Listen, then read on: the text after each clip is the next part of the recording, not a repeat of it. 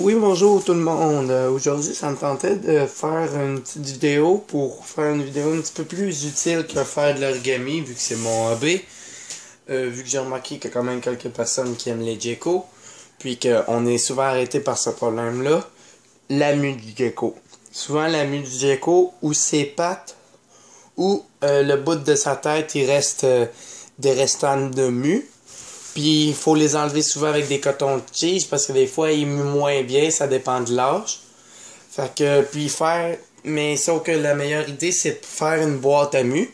À place d'acheter, oui, c'est très bon de la pellicule de noix de coco ou une autre sorte de substance, mais aussi on peut prendre une chose qui est plus meilleur marché puis qui est simple à faire. Premièrement, vous avez juste à prendre une boîte comme celle-ci.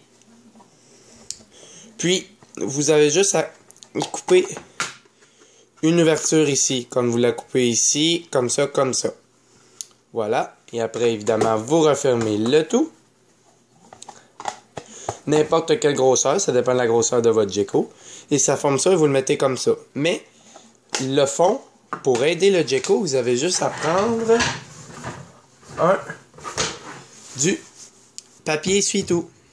Et puis moi, je vais tasser le pot. Je fais juste prendre 3 feuilles. Moi, c'est juste une feuille d'épaisseur. Donc, je fais 3 feuilles. Puis après, moi, je le plie comme ça. Ici. Et à place de le passer en dessous du robinet avec l'eau, je le mets comme ça ici. Et puis, j'ai juste à le replier un peu comme ça. Et puis, voilà. Ici, vous pouvez le replier comme ça. Et mettons un truc, si jamais votre gecko, il veut pas aller dans la cachette de mue, des fois vous pouvez faire comme, c'est sûr qu'il n'y a pas une grande mémoire, mais vous pouvez mettre un petit verre. Pour que quand il sache que quand il s'en va dans la cachette de mue, c'est pas, c'est que des fois il va puis il peut avoir peur puis il peut sortir. Fait que vous pouvez mettre un petit verre pour l'habituer, mais pas tout le temps, à un moment donné vous arrêtez. Puis pour aider sa mue, vous mettez aussi de l'eau, que je prends juste un petit push-push normal. Que vous le pushez jusqu'à temps que ça soit bien humide tout au fond, sans que ça dégoûte. Attendez, voilà, comme ça. Et voilà. Bon, comme ça, là c'est bien humide. Moi, je prends une autre fois 3 feuilles de papier essuie-tout.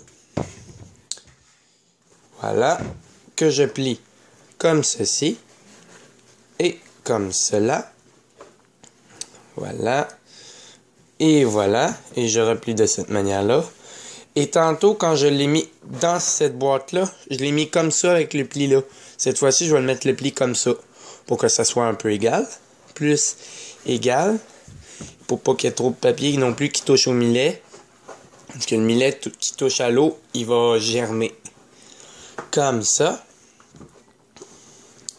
Et voilà. Et encore une fois, on humidifie. Et voilà.